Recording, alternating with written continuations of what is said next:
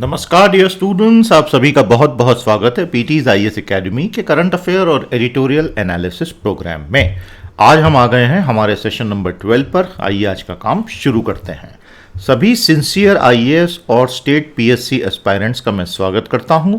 इस सीरीज का पूरा बेनिफिट लीजिए, इसमें आपका बहुत समय और एफर्ट बचेगा। अपने नोट्स अच्छे से बनाइए और कॉम्प्लेक्स कॉन्सेप्ट्स को आसानी से हमारे साथ समझते चलिए। Wish you all the best. शुरू करें आज का एडिटोरियल। तो आज हम हिंदू अखबार से सारे एडिटोरियल्स लेकर फिर से हाजिर हैं। शुरू करेंगे the future of Jammu and Kashmir से, उसके बाद euro cup 2020 in a pandemic, why the sudden movement on JNK, उसके बाद आ जाएंगे कोविड-19 एंड प्रेग्नेंट मदर्स, और उसके बाद कुछ important news items and data charts पर।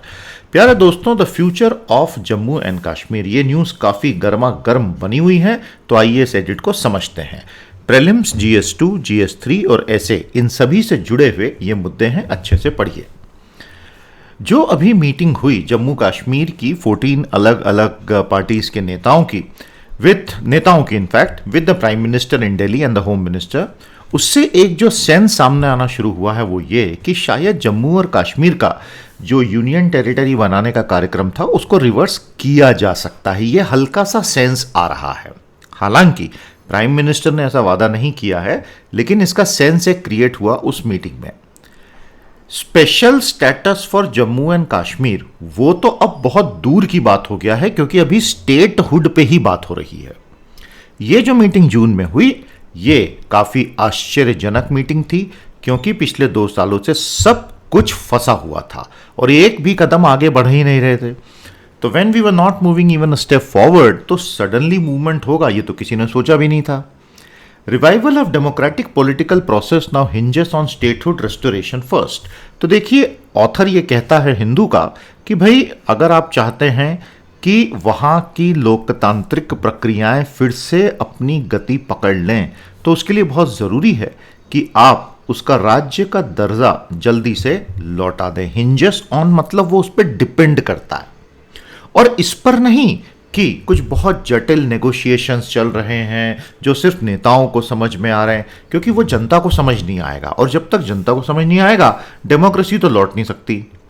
प्रधानमंत्री ने कहा कि भाई जितना जल्दी हम वहाँ की कॉन्स्टिट्यूएंसीज का डीलिमिटेशन कर देंगे, परिसीमन हो जाए सभी विधानसभा क्षेत्रों का, ताकि लेजिस्लेटिव पोल्स जल्दी से कंडक्ट होकर एक चुनी हुई सरकार बन पाए, फिर हम आगे की बात कर सकते हैं।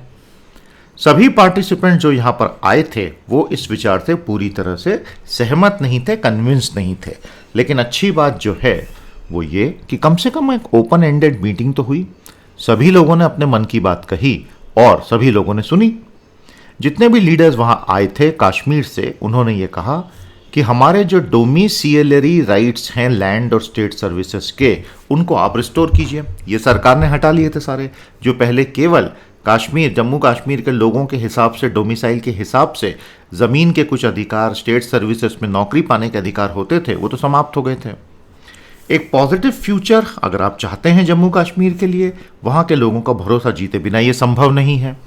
और जो भी कहें, आज जो 2 पार्टीज हैं, नेशनल कॉन्फ्रेंस और PDP, जिसके साथ बीजेपी ने सरकार चलाई थी, वही जम्मू कश्मीर के लोगों तक केंद्र सरकार का संदेश ले जाने के लिए बेस्ट व्हीकल्स होंगे।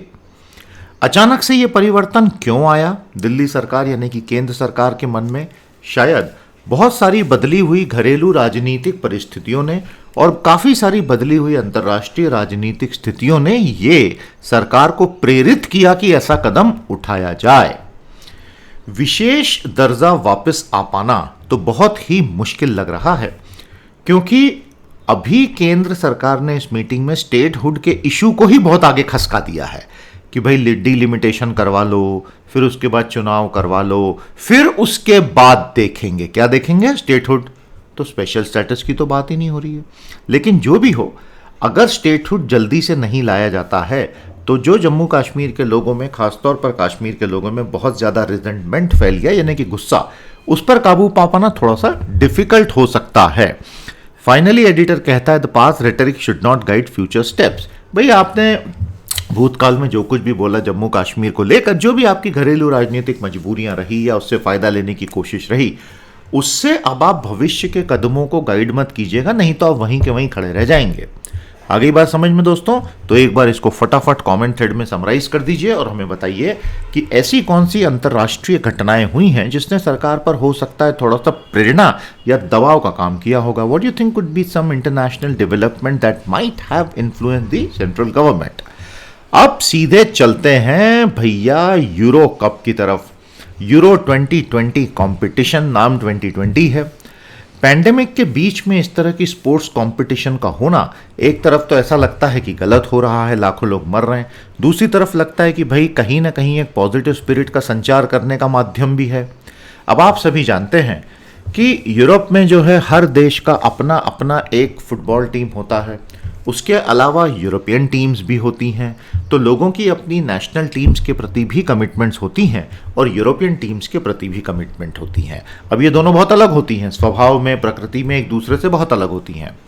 इन international football the national team players get very little time to coordinate with other players of the international teams for attacking strategies. Author कहता है कि भाई क्या हमने देखा है यूरोप में कि जब अलग अलग देशों की टीम के प्लेयर मिलके एक इंटरनेशनल टीम्स बना के आपस में भिड़ जाते हैं तो बहुत ज़्यादा अटैक नहीं होता है, जो खेल होता है वो काफ़ी हद तक कंजर्वेटिव होता है। ऐसा क्यों? क्योंकि उन्हें उतना समय ही नहीं मिलता कि आपस में बैठ के स्ट्रेटजी बना पाएं। यूरो 2020 कंपटीशन पैंडेमिक के बीचों बीच जो चल रही है, The Euro competition right in the middle of the pandemic has proven the fears of a subdued game wrong. कई लोग ऐसा बोल रहे थे कि ये जो फुटबॉल अब होगा इसमें ना तो कोई चार्म होगा, ना एग्रेशन होगा, ना तो ज़्यादा गोल स्कोर होंगे, ना तो लोगों में रुचि दिखेगी, लेकिन ऐसा कुछ भी नहीं है, सब कुछ हो रहा है। The play is very enthralling as is the energy of the returning fan. तो प्ले इज एंथ्रॉलिंग मतलब आपका ध्यान आकर्षित कर रहा है। गोललेस ड्रॉस, ऐसे मैच जिसमें गोल ही ना हो सका, केवल 2 हुए। पिछली कंपटीशन में 4 हुए थे, मतलब इस बार बेहतर। टोटल गोल पिछली बार से 25 ज्यादा हो चुके हैं। और compare to the champion Portugal, ये पोर्चुगल कर लीजिएगा, 5 साल पहले के जो चैंपियन है पोर्चुगल की जो परफॉर्मेंस 5 साल पहले थी जब तो कोई पैंडेमिक था नहीं, आज की जो टीमें हैं नॉकआउट में वो बहुत अच्छा कर रही हैं। 16 में से 15 टीमें, उनका परफॉर्मेंस पोर्चुगल से ज़्यादा अच्छा रहा है। The tournament came at the end of a long tiring football season में top teams have stayed lively। अब यूरोप का जो अपना लोकल पूरा अलग अलग देशों का था वो काफ़ी लंबा सीजन चला और उसके बाद ये वाली टूर्नामेंट आई, लेकिन उसके बावजूद जो टीम्स हैं नेदरलैंड्स, इटली, बेल्जियम, स्पेन काफ़ी जोश से भरी हुई हैं। आप में से कितने लोग इसको फॉलो करते हैं? आपकी फेवरेट टीम कौन सी है और आपके टॉप 2 प्लेयर्स कौन से हैं बताइए। हाल ही में कोका कोला को लेकर कंट्रोवर्सी हुई थी, उस कंट्रोवर्सी को लेकर क्या मेन मैसेज मिलता है? What is the main message that the Coca Cola branding controversy brought to the fore? World champion France काफ़ी एफिशिएंट है, आउटस्टैंडिंग तो नहीं है इस बार का परफॉर्मेंस। और पोर्चुगल के क्रिस्टियानो रोनाल्डो ने अभी तक 5 गोल ठोक दिए और 1 असिस्टेड गोल।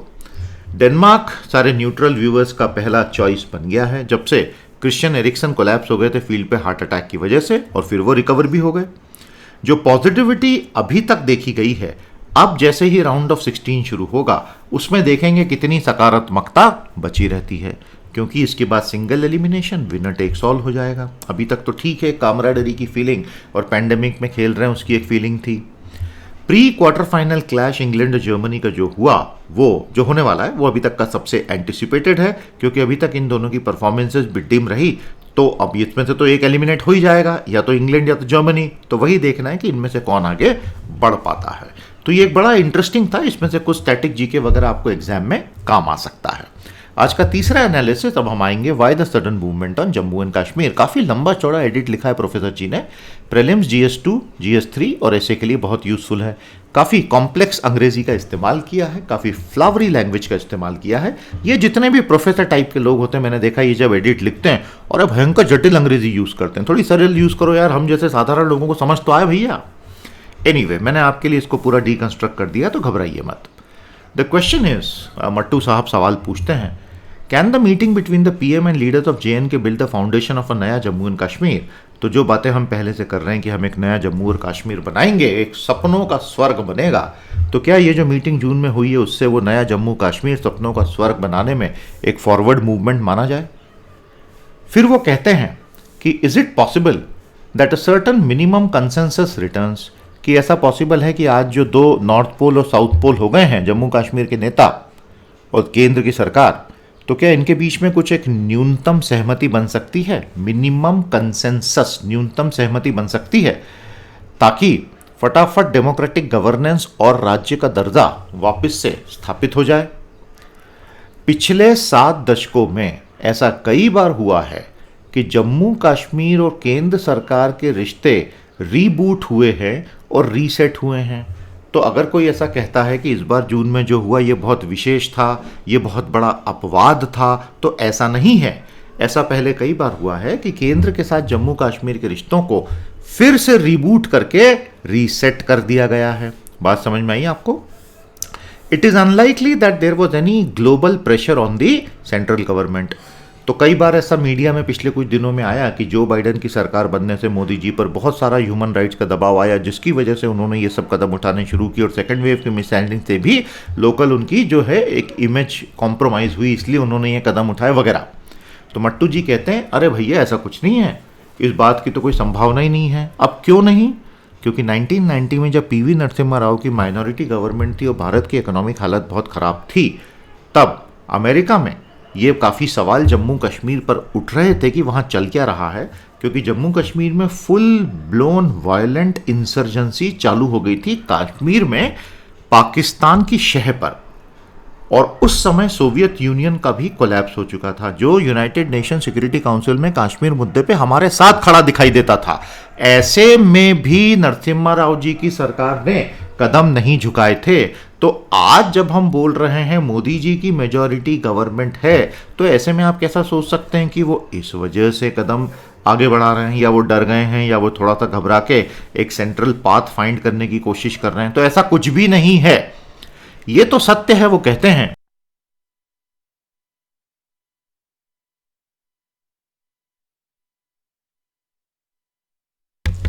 ये तो सत्य है, वो कहते हैं ऑथर, कि अफगानिस्तान में तालिबान का उदय अवश्यंभावी है, तालिबान लौट के आ रहा है। लेकिन इस बात की संभावना बहुत कम है कि वहां पर आने वाले तालिबान और उसके बाद उसका कश्मीर को लेकर जो रवैया होगा, उसके मद्देनजर जम्मू कश्मीर में ये मूवमेंट शुरू हुआ है, ऐसा नहीं होगा। ये भी सच है कि भारत ने अभी हाल ही में लाइन ऑफ कंट्रोल पर, not actual control, line of control LOC जो पाकिस्तान के साथ है, उसमें अभी जो सीज फायर हुआ है पिछले कुछ महीनों में, वो नेचुरली बैक चैनल टॉक्स के थ्रू हुआ, जब से चाइना ने LAC पर गर्माहट बढ़ा दी थी।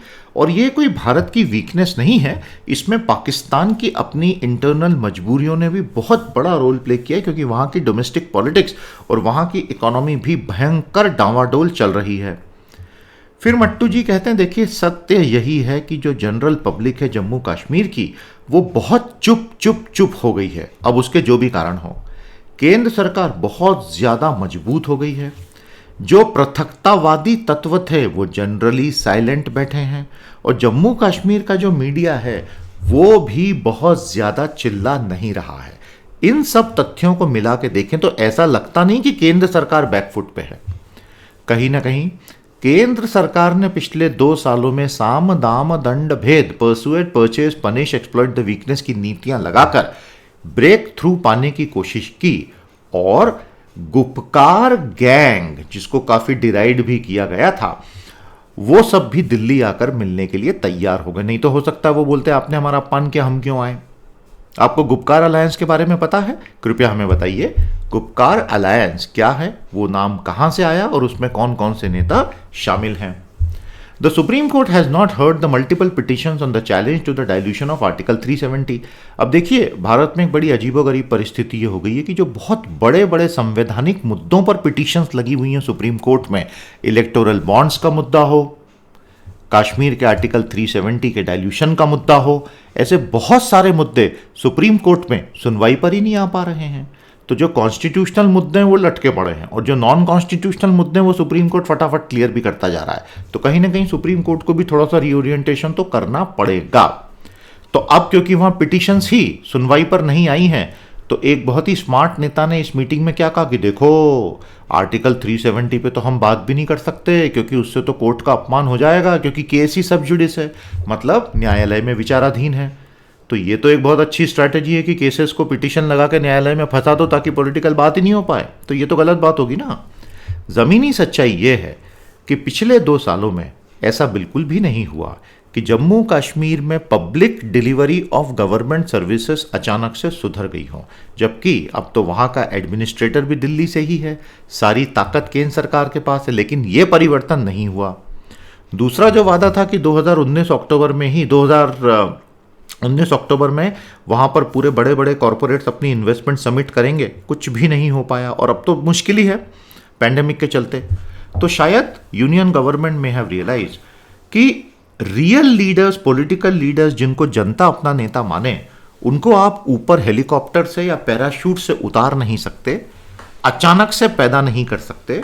वो तो कई कई सालों में ऑर्गेनिकली जमीन से ही ग्रो होकर आते हैं। आपको पता होगा एक वहां पर पार्टी को ग्रो करने की कोशिश की गई थी जो बिल्कुल नए लोग थे और अचानक से उनको दिल्ली का समर्थन मिला और ऐसा लगा कि आर्टिफिशियल पार्टी क्रिएट होगी। लेकिन जो डिस्ट्रिक्ट डेवलपमेंट काउंसिल के सारे चुनाव हुए उनमें यह साबित हो गया कि वहां की जनता दूसरों को नेता मानने के लिए तैयार नहीं है। फिर मट्टू जी इतिहास में गोता लगाते हैं और बोलते हैं कि देखो जम्मू कश्मीर जो है हमारा बॉर्डर स्टेट रहा है और अंग्रेज़ों के ज़माने से ही उसके ऊपर जहां अंग्रेज़ बहुत टाइट ग्रिप रखना चाहते थे कि भाई बॉर्डर कमज़ोर ना हो, अंग्रेज़ों को भी ये समय के साथ समझ आ गया था कि अगर वहां पर पब्लिक डिलीवरी गुड्स और सर्विसेज की अच्छी करनी है तो ग्रिप को लूज छोड़ना पड़ेगा। तो बॉर्डर को सेफ रखने के लिए ग्रिप मजबूत होनी चाहिए, लेकिन ऑटोनोमस सेल्फ गवर्नेंस यानी स्वायत्त स्वशासन दिए बिना जो सरकारी गुड्स सर्विसेज या इवन प्राइवेट गुड्स सर्विसेज की डिलीवरी अच्छे से नहीं हो पाएगी।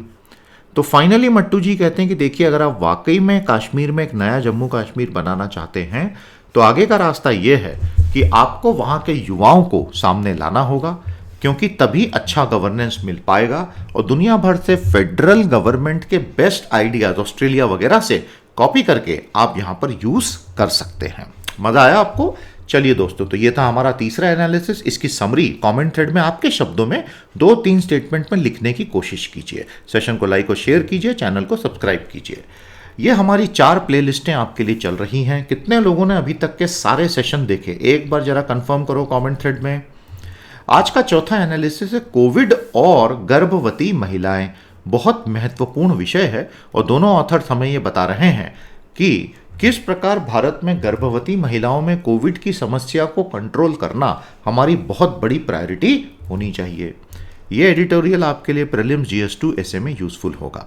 भारत का जो जनसांख्यिकी लाभांश है डेमोग्राफिक डिविडेंड, क्या परिभाषा होती है डेमोग्राफिक डिविडेंड की? When your working age population is higher than the rest of the population. तो आपकी जब कार्यशील आयु की आबादी जो होती है बची आबादी से ज्यादा हो जाए तो उसको हम जनसांख्यिकी लाभांश कहते हैं। तो उससे क्या क्या फायदे होते हैं बताइए कमेंट थ्रेड में। ऑथर कहते हैं कि भारत का जो DD है डेमोग्राफिक डिविडेंड, वो एक ही चीज पर निर्भर है कि बहुत सारे यंग लोग हमारे यहाँ हों। आज की तारीख में भारत में प्रतिदिन 72,000 बच्चे पैदा होते हैं, लेकिन अगर आप गर्भवती महिलाओं की संख्या लिखेंगे तो किसी भी एक दिन वो 72,000 से ज़्यादा होगी, क्योंकि 10 महीने का तो जेस्टेशन पीरियड होता है और प्रेगनेंसी में बहुत सारी मौतें भी होती हैं, प्रेगनेंसी लॉसेस भी होते हैं। 2021 के पैंडेमिक ने भारत में मातृत्व सेवाओं में एक आपदा पैदा कर दी, क्योंकि जिन मदर्स को या प्रेग्नेंट लेडीज को कोविड हो गया वो एक बहुत गंभीर संकट हो गया। किस तरह की समस्याएं हुई? Pre eclampsia, preterm labour, maternal infection, higher caesarean section rate, fetal growth restriction, stillbirth, neonatal infection, respiratory distress, ये सब कोविड की वजह से होने शुरू हो गए ज्यादा। इसी वजह से मातृत्व मृत्यु दर या मातृ मृत्यु दर कोविड पॉजिटिव प्रेग्नेंट महिलाओं में ज्यादा है compare to non covid positive pregnant, और इन कोविड पॉजिटिव गर्भवती महिलाओं को आईसीयू की आवश्यकता भी ज्यादा होती है। दूसरा, जितने नवजात शिशु हो रहे हैं उनमें मरने वाले नियोनेटल डेथ वाले मामलों में कोविड-19 से मरने वाले नवजात ज्यादा हैं। मतलब ये तो गंभीर है बात। ये जो लार्ज स्केल ट्रेजेडी हो रही है जिसके ऊपर अभी मीडिया में चर्चा नहीं है, क्योंकि अभी हम प्रॉपर कोविड की मौतों पे ही उलझे हुए हैं। आप बात समझे? और कोविड गया तो है ही नहीं ना। इस लार्ज स्केल ट्रेजेडी को रोकना होगा। जितनी भी महिलाएं, जितने भी कपल्स अभी प्रेगनेंसी प्लान कर रहे हैं, अर्जेंट काउंसलिंग और गाइडेंस उनको दिए जाने की जरूरत है 2 स्टेप्स के लिए।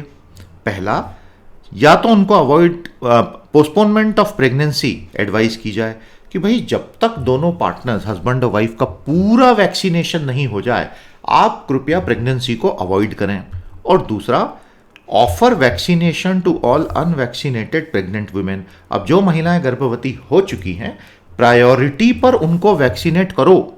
Avoiding pregnancy is best. अगर आप चाहते हैं कि महिलाएं कोविड के समय में अस्पतालों में चक्कर काटती न दिखें जहां इन्फेक्शन पकड़ने का कारण ज़्यादा है, तो बेस्ट है कि प्रेगनेंसी को ही अवॉइड कर दिया जाए।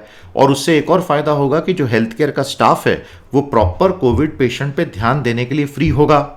दूसरा, अल्ट्रासाउंड स्कैन्स प्रेगनेंसी में बड़े आवश्यक हो जाते हैं, तो ये बहुत ज़रूरी है कि ऐसे अल्ट्रासाउंड स्कैनर्स को, मशीनों को चलाने वाले सभी प्रोफेशनल 100% इम्यूनाइज्ड हों। और उसी तरह जो भी प्रेग्नेंट महिलाएं अस्पतालों में आए, अगर उन्हें बुखार आ रहा है तो हम ये मान लें कि वो डेफिनेटली कोविड पीड़ित हैं और उस हिसाब से ही उनको ट्रीट करें, नहीं तो वो और फैला देंगी। कोविड-19 और नॉट कोविड-19 प्रेगनेंसीज को अस्पतालों में अलग अलग फिजिकल सेक्शंस में ट्रीट करो। अमेरिका और यूके में वहाँ की सरकारों को समझ में आ गया कि सभी गर्भवती महिलाओं को वैक्सीनेट करने के फ़ायदे काफ़ी ज़्यादा हैं, और इसीलिए उन लोगों ने mRNA, मैसेंजर आरएनए वैक्सीन जो है, कौन सी कंपनी बनाती है भाई, वो अप्रूव कर दी। 3, 4, 5 मुख्य प्रकार की वैक्सीन्स हैं। बताएंगे हमें कौन कौन से प्रकार हैं। इस प्रकार का जो इम्यूनाइजेशन होता है उससे क्या होता है, प्रेग्नेंट महिलाओं में मैटरनल एंटीबॉडीज बनती हैं। इसको मैटरनल कर लेना, ठीक है, क्षमा चाहते हैं, एक दो स्पेलिंग मिस्टेक्स हो जाती है। और ये जो माता के शरीर में एंटीबॉडीज बनती हैं वो प्लेसेंटा को क्रॉस करके बच्चे के शरीर में चली जाती है, यानी कि फीटस, भ्रूण के शरीर में चली जाती है। तो इन मैटरनल एंटीबॉडीज का प्लेसेंटा को क्रॉस करके फीटस में चले जाने से उस आने वाले बच्चे को माता से आने वाले वायरस से प्रोटेक्शन मिल जाता है। तो ये बहुत ज़रूरी है कि इनका इम्यूनाइजेशन हो। एक और बहुत इंपॉर्टेंट चीज़ है कि फिर इन्हें हम वैक्सीन कौन सा दें, कोविशील्ड दें कि कोवैक्सीन दें। इस पे बहुत अच्छा लॉजिक दिया है। प्रेगनेंसी में और बच्चा पैदा होने के जस्ट बाद पोस्टपार्टम पीरियड में इनमें ब्लड क्लॉट्स बहुत बनते हैं, प्रोथ्रोम्बोटिक स्टेट्स। इस वजह से कोविशील्ड जो एक वेक्टर्ड वैक्सीन है और जो ब्लड क्लॉट बनाने के लिए जानी जाती है कुछ केसेस में, उसे मत देना। उससे बेहतर है इनएक्टिवेटेड वायरस वैक्सीन कोवैक्सीन लगाओ, कोविशील्ड या स्पुतनिक मत लगाना। समझ में आ गया दोस्तों? और अवेयरनेस बढ़ाना बहुत ज़्यादा ज़रूरी है क्योंकि अगले 12 महीने तक ये चैलेंज बना रहेगा। मज़ा आया आपको? तो समराइज़ कर दीजिए। आइए जरा एक बार न्यूज़ पे नज़र डाल दें। तो बड़ी प्यारी खबर है, हमारा रक्षा का पूरा डिपार्टमेंट तेज़ी से आगे बढ़ता दिख रहा है। भारत का अपना पहला स्वदेशी इंडिजिनस, जिसको हम कहते हैं, इंडिजिनस का मतलब होता है स्वदेशी, एयरक्राफ्ट कैरियर, IAC, स्वदेशी एयरक्राफ्ट कैरियर, जो कि basically projection of naval power on the high seas होता है, ये अगले साल तक समुद्र में उतर जाएगा। बहुत ज़रूरी है। और यही कैरियर जो है ये नेवी का सबसे ताकतवर प्लेटफॉर्म बनने वाला है। तो हमारे नेवी चीफ का नाम बता दो। स्टडी ने यह पाया है कि एयर पोल्यूशन से कोविड-19 के केसेस और ज़्यादा मौतों का बिल्कुल सीधा सीधा कनेक्शन है। तिब्बत में चाइना ने ताकत का प्रदर्शन करते हुए पहली बुलेट ट्रेन चालू कर दी है और 90% ये जो रेलवे ट्रैक है समुद्र से 3 किलोमीटर ऊपर के लेवल पे बनाया है और ल्हासा को भारत की सीमा से इस बुलेट ट्रेन ने सीधे सीधे कनेक्ट कर दिया। बहुत ज़बरदस्त चुनौतियां हैं भारत के लिए आने वाले समय में। उत्तर प्रदेश को स्मार्ट सिटीज़ मिशन में सबसे बढ़िया रैंक मिला है। बहुत बहुत बधाई आप में से जितने भी उत्तर प्रदेश के हैं। क्या आपका शहर स्मार्ट शहर बन गया? बताइएगा। भारत में डेल्टा प्लस तेजी से फैल रहा है और इसीलिए सरकार बहुत ज़्यादा सावधान हो गई है। आने वाले समय में हमारे लिए थर्ड वेव और फोर्थ वेव से संबंधित, संभावित फोर्थ वेव से संबंधित ये मामले गंभीर होंगे। बेसिकली स्पाइक प्रोटीन के वेरिएंट से हुआ है। हमारे कोर्सेज के साथ ज़रूर जुड़िएगा दोस्तों, हमें बहुत खुशी होगी। आज के लिए इतना ही, अब हम कल भेंट करेंगे। नमस्कार, जय।